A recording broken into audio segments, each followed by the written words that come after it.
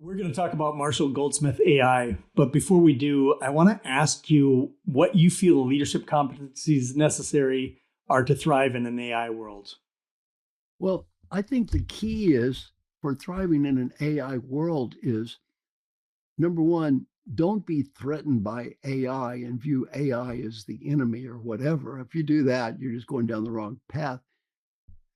Don't be naive. I mean, I understand there's a lot of negatives that come from all of this stuff. On the other hand, this can be used for good.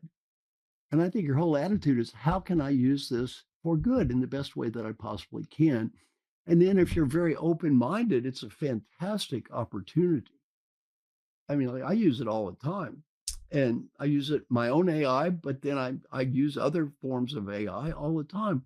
And as a writer and as a thinker, it's a great process.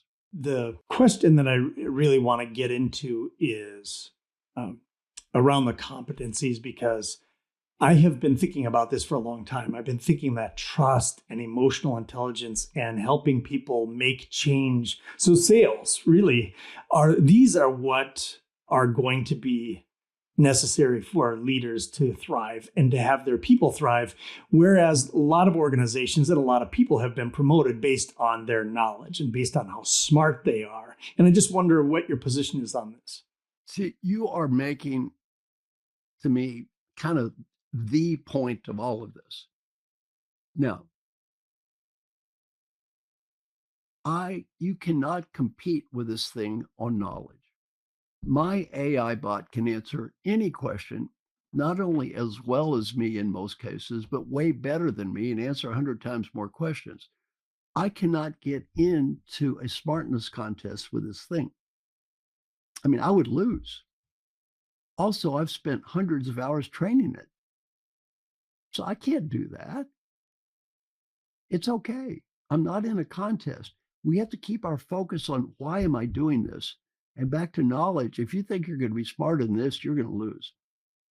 We should be here to help clients, not prove we're smart. Peter Drucker said our mission in life is to make a positive difference, not to prove we're smart. Well, if your goal is to prove you're smart and you start competing with this, you're going to lose. I had Kevin Kelly on the show. I'm not sure if you know who he is. He was one of the co-founders of Wired Magazine. And he talked about AI being the electricity of our time. And he went back in history and he talked about the steam engine and electricity and how prior to those inventions, if we wanted to do something, we had to use muscle, animal muscle or human muscle. And he compared AI. He said that AI is going to do the same thing with knowledge. And that was just like, oh, it was an illuminating moment for me. I completely agree. And to me, though, this does not help. This helps me disseminate knowledge. In fact, it disseminates knowledge better than I can by far.